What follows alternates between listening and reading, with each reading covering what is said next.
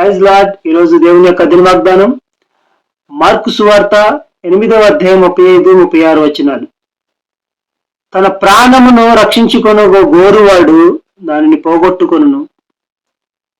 అయితే నా నిమిత్తము సువార్త నిమిత్తము తన ప్రాణమును పోగొట్టుకొనువాడు దానిని రక్షించుకొనును. ఒకడు సర్వలోకమును సంపాదించుకొని తన ప్రాణమును పోగొట్టుకున్నాడు, ఏమి ప్రయోజనం?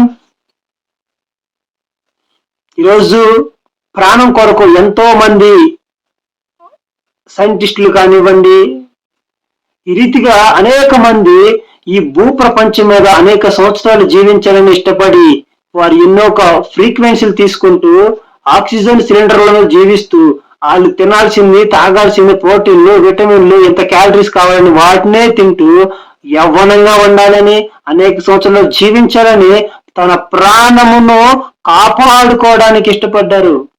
కానీ తన ప్రాణమును కాపాడుకొని వాడు దాన్ని పోగొట్టుకున్నాడు.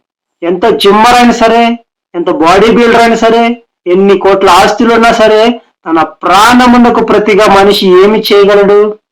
ఈరోజు నా నిమిత్తము సువార్త నిమిత్తము తన ప్రాణం పోగొట్టుకున్న వారు దాన్ని రక్షించుకున్నారు. ఈరోజు నువ్వు ఏం చేస్తున్నావు? నీ ప్రాణమును దేని కొరకు యూజ్ చేస్తున్నావు? నీ ఆవిష్కారం దేని కొరకు? దేవుని కొరకు నువ్వు ప్రయాసపడుతూ ఉన్నావు. నీ ప్రయాస ఎవరి కొరకు, దేని కొరకు అని ఒక్కసారి నీ ప్రయాణంలో, నీ జర్నీలో, నీ జీవితంలో ఒక్క నిమిషం ఆగి చూస్తే, అందుకొని ఇర్మియా గ్రంథంలో అంటాడు కదా, సరైన మార్గంలో నిలబడి చూడు, నీది ఏది ఉత్తమమైన మార్గమో, ఏ మార్గంలో నువ్వు వెళ్ళాలో ఆ మార్గాన్ని నువ్వు ఎదుర్కో, ఆ మార్గాన్ని నువ్వు కనుగొను. తన ప్రాణమును పోగొట్టుకునే మార్గానికి ఎందుకు వెళ్ళాలి? ఇక్కడ ఆయాసపడి అక్కడ ఆయాసపడే స్థితి ఎందుకు నీకు? ఆలోచన చేయి. తన ప్రాణమును పోగొట్టుకుని వాడు దేని కొరకు పోగొట్టుకుంటున్నాడు? నా నిమిత్తము, నా రాజ్య సువార్త నిమిత్తము పోగొట్టుకుని వాడు దాన్ని సంపాదించుకుని రక్షించుకును. అయితే ప్రాణమునకు ప్రతిగా ఏమి ఇయ్యగలవు నువ్వు? ఏమి ఇయ్యలేవు. కనుకనే ఆయన సొంత రక్షకుడిగా అంగీకరించు. నువ్వు ఏమున్నా లేకున్నా ఆయన మీద ఆశ పెట్టుకో.